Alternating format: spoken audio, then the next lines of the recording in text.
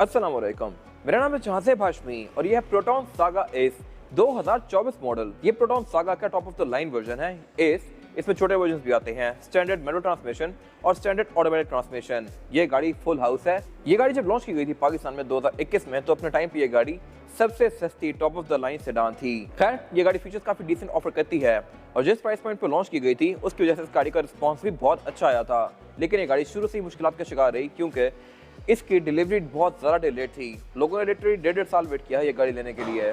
अब ये गाड़ी आपको फिर कुछ टाइम बाद मिल जाती है, बट शुरू में इसमें डिलीवरी के अंदर बहुत ज़्यादा डिले था। खैर, आज मैं इस वीडियो में बात करने वाला हूँ इस गाड़ी के फीचर्स की और इसके बारे में कुछ कन्विंसिंग फैक्टर्स की।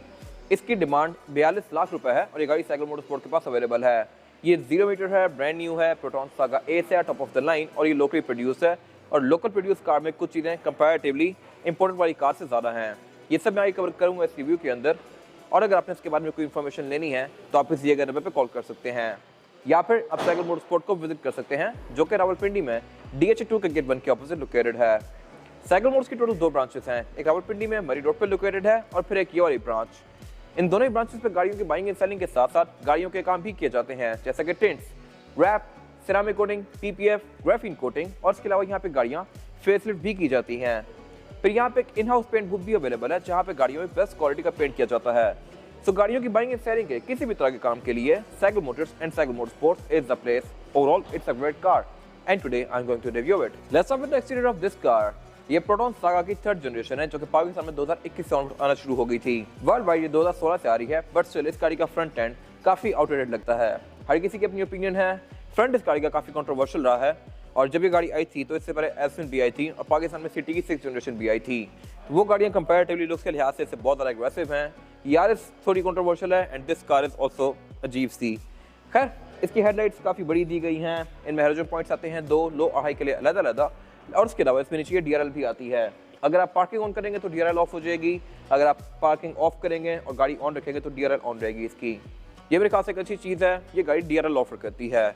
और इसके अलावा इसमें बाकी यहाँ पे क्रोम वगैरह काफ़ी सारा दिया गया है और नीचे ये एक ब्लैक कलर का एरिया दिया गया है जो कि इसके लुक को बेहतर बना रहा है। फिर ये गाड़ी पार्किंग सेंसर्स भी ऑफर करती है, बोथ फ्रंट और बैक पे।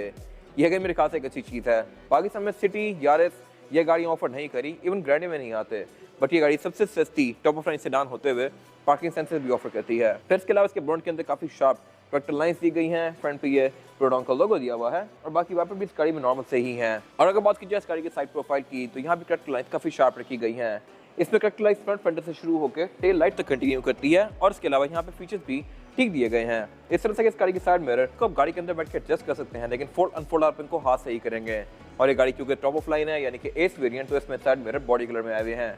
इसके छोटे वेरिएंट्स में ये प्लास्टिक की फिनिश में होते हैं और इसके अलावा इसमें फिर ये इंडिकेटर भी दिए गए हैं। बाकी इस गाड़ी के डोर हैंडल भी बॉडी कलर में है और इसमें अलॉय रिम आए हुए हैं। छोटे वेरिएंट्स में इसके व्हील कैप्स आते हैं। और बाय द वे, इस कार में टायर जो है या रिम है ये 4 नट वाला आता है, जबकि मोस्टली कार्स कैटेगरी की 5 नट वाले रिम ऑफर करती हैं। और इस गाड़ी की एब्सोल्यूट साइड प्रोफाइल साइज के लिहाज से ये गाड़ी काफी मिनिएचर सी है, हाइट में ये काफी लो है और इसके अलावा मेरे ख्याल से इस कैटेगरी में सबसे छोटी कार है इस साइज की।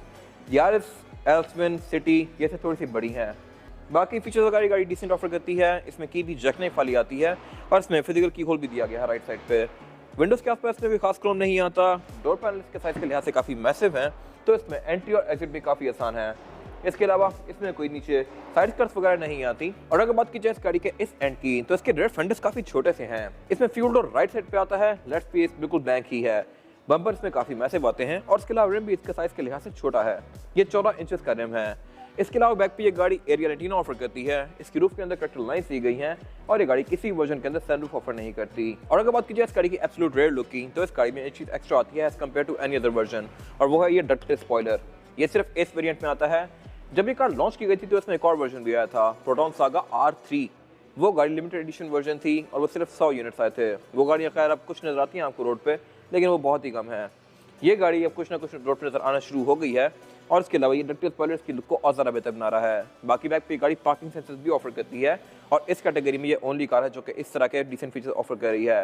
एल्फिन में भी आते हैं बट उसमें आगे नहीं आते। और इसके अलावा इसकी ट्रंक को की फॉब से अनलॉक कर सकते हैं लाइक दिस, और ये ट्रंक जाती भी ऑल द वे अप है। इसमें स्प्रिंग लगे हुए हैं, अगर मैं इसको थोड़ा सा ऊपर करूंगा तो ये बाकी ये खुद जाएगी। इसमें इंसुलेशन भी दी गई है, ये चीज भी पाकिस्तानी कार में आ रही है। जब इसके इंटरनेशनल वर्जन दिए गए थे पाकिस्तान में 2021 में, तो उनमें इंसुलेशन नहीं थी। लोकल कार में इंसुलेशन, इंजन के अंदर स्टेबिलिटी बार, गाड़ी के अंदर सेंट्रल कंसोल और ट्रंक के अंदर ये कि NVH कार्ड, ये चीजें पाकिस्तानी कार में आती हैं। खैर, इसके अलावा अगर बात की जाए इस गाड़ी की ट्रंक कैपेसिटी की तो ये अच्छी खासी स्पेशियस है। ये किसी भी हैचबैक कार से तो बहुत ही ज़्यादा है और सेडान्स की कैटेगरी में भी ये अच्छी खासी स्पेशियस ट्रंक है।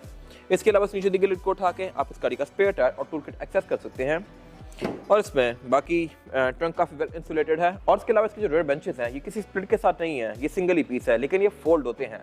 ये मेरे ख्याल से एक अच्छी चीज़ है।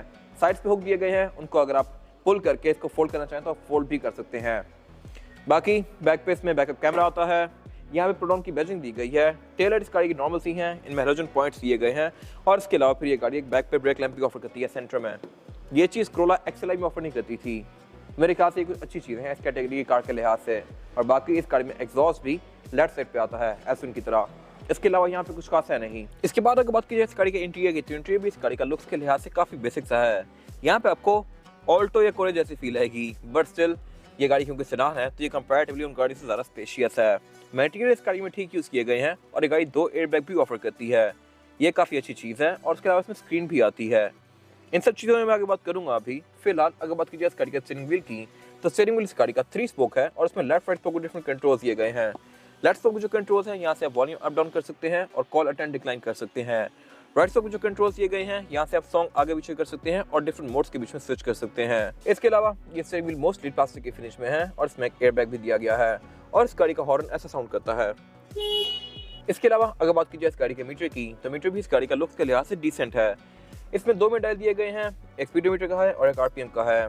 की इस गाड़ी में जग नाइफ आती है जिसको मैं इस तरह से ओपन करके की होल में सेट करूंगा और फिर मैं इस गाड़ी को ऑन कर सकता हूँ। बाकी ये मीटर ऑन होने पे गेज स्वीप का इफेक्ट देता है, यानी कि एंड तक टच होकर वापस आता है।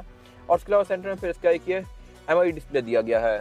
ये आपको इस गाड़ी के बारे में बहुत सारी डिफरेंट चीज़ें शो करवाता है, जैसे कि ट्रिप्स, एवरेज किलोमीटर पर लीटर, आउटसाइड टेम्परेचर, इसके अलावा ऑडोमीटर वगैरह। और ये गाड़ी ओपन डोर्स भी शो करवाती है और ओपन डोर्स में ये गाड़ी बोनट और डिग्गी भी शो करवाती है। अगर लेट्स सपोज मैं इसका बोनट खोलता हूँ तो ये भी इसके अंदर ब्लिंक होना शुरू हो जाएगा। बोनट में यूजुअली कार्स के अंदर सेंसर नहीं आता, बट इसमें दिया गया है। इसके अलावा अगर बात कीजिए मीटर की प्रेजेंटेशन की तो ये भी डिसेंट है, लेकिन इसकी हाउसिंग सारी ही चीप प्लास्टिक की फिनिश में है। सेम गोज फॉर डैशबोर्ड, ये भी चीप प्लास्टिक की फिनिश में है, बट ये गाड़ी बिल्कुल एक एंट्री लेवल की सेडान है तो मेरे ख्याल से इट्स ओके। डैशबोर्ड के सेंटर में यहाँ पे एक स्क्रीन दी गई है जो कि आपको ब्लूटूथ, ऑक्स, नेविगेशन, USB इस तरह की चीजें ऑफर करती है। और अगर आप रिवर्स लगाएंगे तो इसके अंदर रिवर्स कैमरा भी आता है। इसको आप यहाँ से इंडिविजुअली भी ऑन ही ऑफ कर सकते हैं। फिर इसमें कॉलिंग वाला ऑप्शन भी आता है, आप यहाँ से अपने फ़ोन को यूज़ करते हुए कॉल कर सकते हैं और इसमें माइक भी यहाँ सेंटर में दिया गया है तो ये आपकी आवाज़ भी काफ़ी अच्छे से कैच करेगी। इसके अलावा स्क्रीन हैवी टच में और एक फ्लोटिंग डिज़ाइन में है, यानी कि ये डैशबोर्ड से ऊपर निकली हुई है अलग से। मोस्टली लेटेस्ट कार्स में जैसा कि सिविक हो गई, टुक्सन हो गई, MGHS वगैरह हो गई, जो मर्जी कार हो गई, वो स्क्रीन इसी तरह की ऑफर कर रही हैं। इसके अलावा फिर नीचे यहाँ पे ये 2 एयरबैग्स दिए गए हैं, प्रोटॉन की बैजिंग दी हुई है, एक सेंटर में ड्रॉट दी गई है इसके। और इसके अलावा फिर नीचे यहाँ पे कुछ फिजिकल बटन्स हैं। एक तो डोर लॉकर अनलॉकर है, इसमें डोर लॉकर अनलॉकर यहाँ पे नहीं दिया गया। आपने अगर डोर्स लॉक करें तो आप ढूंढते रहेंगे, बट वो सेंटर में है। ऐसा मर्सिडीज या BMW वगैरह में आता है।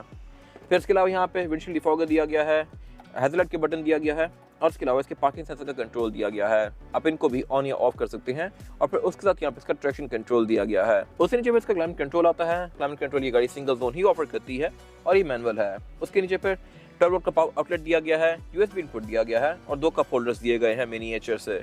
फिर उसके सेंटर में ये इसका गेयर सिलेक्टर दिया गया है और उसमें गेयर सिलेक्शन है वो है PRND और स्पोर्ट्स की। फिर इसके अलावा से पीछे इसकी हैंड ब्रेक दी गई है जो कि मैनुअल ही है और उसके अलावा सेंटर कंसोल दिया गया है जो कि स्लाइडेबल है। आप इसको स्लाइड करके एज एन आर्मरेस्ट यूज़ कर सकते हैं और इसको पीछे करके आप इसका सेंटर कंसोल ओपन कर सकते हैं। ये स्टोरेज के लिहाज से बहुत ज़्यादा स्पेशियस नहीं है, बट स्टिल प्रेजेंटेशन के लिहाज से ठीक है। इसके इंपोर्टेड वर्जन के अंदर सेंटर कंसोल नहीं आता था। इसकी हाउसिंग सारी ही लेदर की फिनिश में है और इसमें फिर सीट्स फैब्रिक की फिनिश में आती हैं। ये गाड़ी इंटीरियर में 2 टोन फॉलो करती है।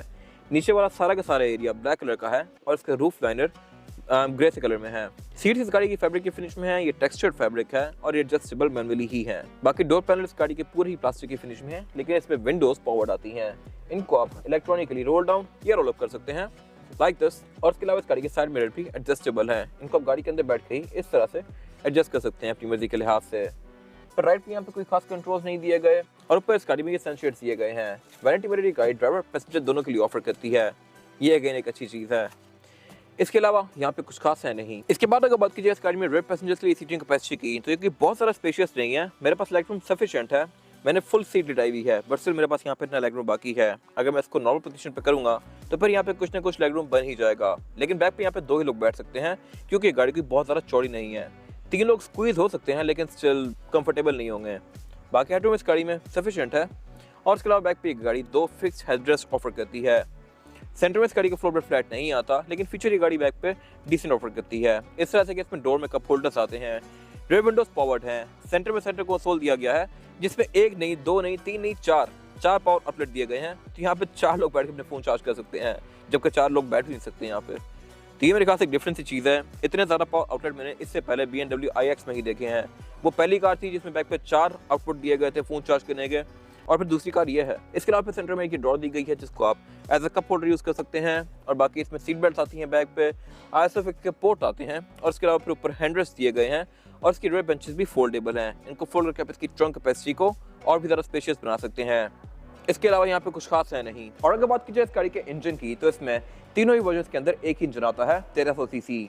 ये इंजन 1296 सीसी है और 94 हॉर्स पावर प्रोड्यूस करता है, जो कि सफिशिएंट है बॉडी साइज के लिहाज से। और इसके अलावा ये इंजन में काफी वेल इंसुलेटेड है। लोकल कार के अंदर NVH कार्ड फ्रंट पे भी दे दिया गया था। ये बेसिकली एक इंसुलेशन है और ऐसी इंसुलेशन मैंने पहली बार किसी कार में देखी है। इसमें ये प्रॉपर अलग अलग कंपार्टमेंट्स दिए गए हैं, बेसिकली आइलैंड्स बने हुए हैं। बोनट का जो स्ट्रक्चर है उसके बीच में ये सेपरेट आइलैंड्स बनाए हुए हैं। ये मेरे ख्याल से थोड़ी सी डिफरेंट चीज़ है as compare to any other car. और इसके ऊपर बैजिंग दी गई है प्रोटॉन NVH कार्ड की। इसके अलावा इस गाड़ी के इंजन बे के अंदर एक और चीज़ इंप्रूव की गई थी लोकल कार में, और वो ये थी कि इसके इंजन के ऊपर ये स्टेबिलिटी बार ऐड कर दिया गया है।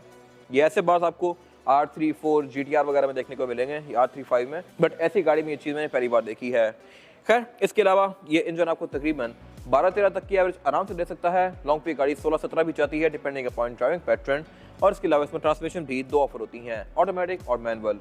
इसका जो लिमिटेड एडिशन R3 वर्जन था उसका इंजन हॉर्स पावर थोड़ी ज़्यादा प्रोड्यूस करता था as compare to this car, but वो माइनर सा डिफरेंस था। मेरे ख्याल से इंजन भी वर्थ इट है। इसके अलावा ये गाड़ी ABS भी ऑफर करती है और इसके अलावा डाउन असिस्ट कंट्रोल भी ऑफर करती है। ये अगर मेरे ख्याल से एक अच्छी चीज़ है। बाकी बोर्ड इसका स्टैंड से ओपन होता है और इसके अलावा यहाँ पे कुछ खास है नहीं। इसके बाद अगर बात की जाए इस गाड़ी के टायर साइज की, तो टायर साइज जो ऑफर करती है ये गाड़ी ये है 185, 55 और 15। इसमें 15 इंच का रिम दिया गया है जो कि डुअल कॉम्बिनेशन में है, ग्रे और एल्यूमिनियम के।